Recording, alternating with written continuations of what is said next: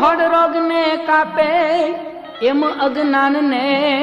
કાપે જ્ઞાન એ ભાઈ કડવું ઓહડ રોગ ને કાપે અને એમ અજ્ઞાન ને કાપે જ્ઞાન દાસ સતાર તો સાચું કહે છે એ તમે સમજો ચતુર સુજાન એ એવા કાયર થઈશું બેઠા એ હું બેઠા રે એ શુરવીર થઈને રણે ચડો એ એવા સતગુરુ જેના સાચા